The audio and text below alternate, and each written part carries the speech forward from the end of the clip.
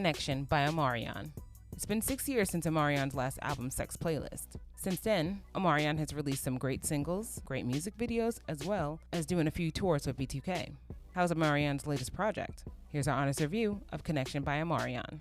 Kinection, the Kinection by Omarion, man. Did you know Omarion was coming? I felt like something was coming because he's been dropping songs lately, so I knew it was coming. I had visions of him dancing, and I knew a project was coming. You had the connection, huh? Exactly. How do you feel about this album artwork? It's cool. Not really like crazy about it because the effect kind of really messes with me. I'm not really too fond of that, but I do like the font with Kinection and everything like that. Omarion presents the Kinection, so I thought that was cool. But the visual effect on him, it's just like you need to do all that. Yeah, I'm not really feeling the cover whatsoever. The damn font looks like Arabian Nights. Now, I do like the font, but it just don't feel like it fits the project. Yeah. Because the album feels islandish, not desert vibe. I feel what you're saying. So it looks like there might be Dubai behind him or something like that, but the vibe of the cover don't fit the rest of the project, which is perfectly fine because the music sounds great.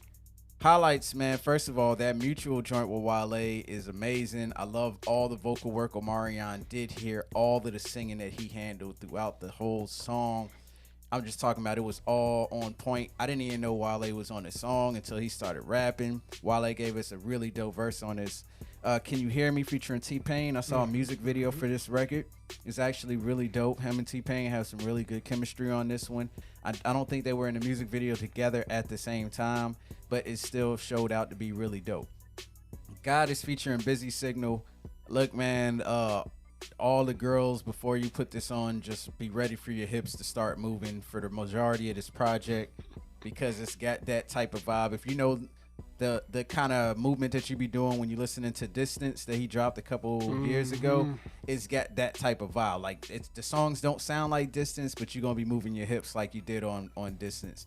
And I can just keep going and naming tracks, but the main thing I just want to point out is I feel like Omarion struck a very good balance of dance records, slow records, and also keeping with this Afro-punk Caribbean vibe that he's been on for the last couple years as well. Omarion, he smashed it with this one. Yeah, I agree with that because I feel like, he's found a pocket that works for him, but that also kind of just makes it enjoyable for the listeners. And I think that's what matters the most, especially with tracks like Goddess, Do You Well. I thought that was a great way to just start off the album just on the vibe like that. And straight into Mutual, I was just like, yo, this is hard. Wale in it and everything, they were both great. I was feeling In It and Unbothered. And Can You Hear Me with T-Pain, I had previously heard that, so I was already a fan of that song. And I really love what he did with No Complaints. I thought that was pretty dope.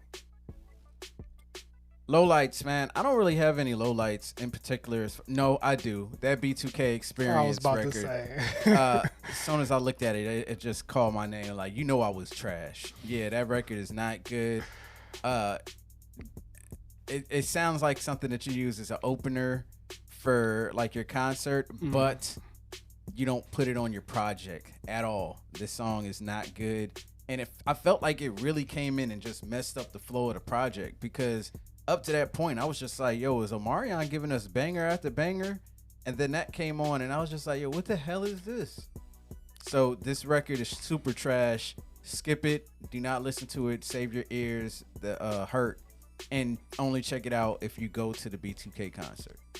I thought that was very out of place, and it kind of messed up the whole vibe, especially you have it after an interlude, and you bring out the B2K Experience. I didn't fit that mold.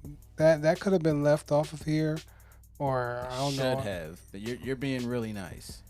Okay, it should have. I'm sorry. It just messed up the flow of the album. Otherwise, it was a great, kind of flow. Final thoughts, man. Look, I don't feel like Omarion has a whack album. I will say that his second album had some whack records on it. I mean, it had that Icebox up there. But ever since then, his time with MMG, he was killing it. The Sex Playlist, he killed it.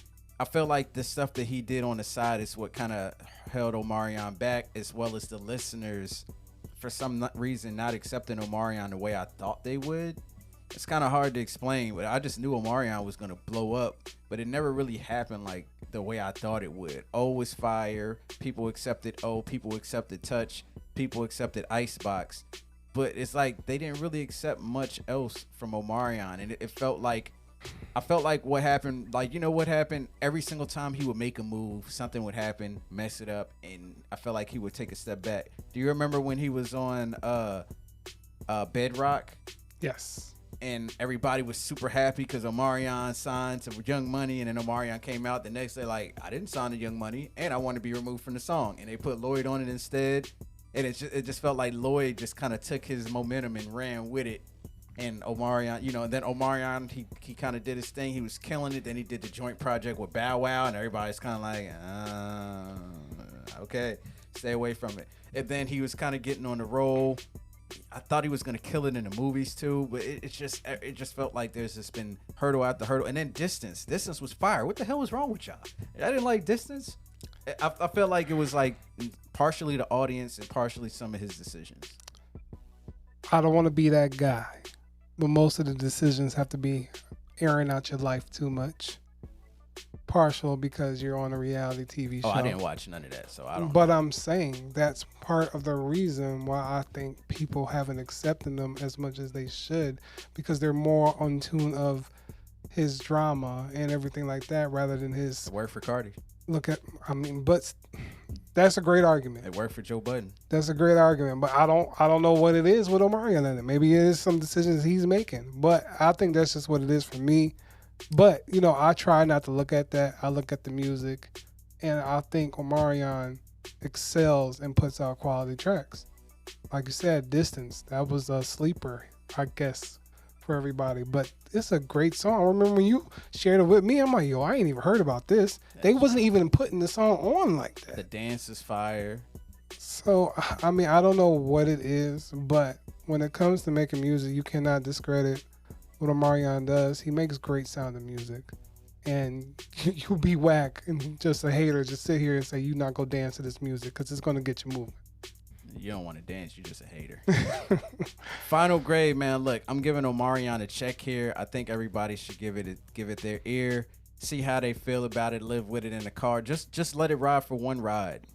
Because I think it's that easy and that likable that it'll attach to you. Yes. Disregard your feelings for Omarion. Just listen to some good music here. Dance your butt off. I think you'll like it. Yeah, man. Give it a check. Take a listen, man. Omarion's still great, making some good music, man. And shout out.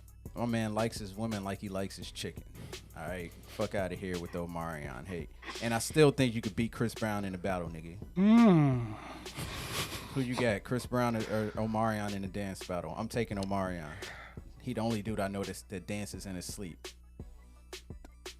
That's another subject, man. Was that Dave Chappelle that did the joke about every time you try to have a conversation with Chris Brown, with Omarion, he's dancing? Or was that Dave Chappelle or Chris Rock? It was one of them. It was one of them. But I remember. Shout out, man.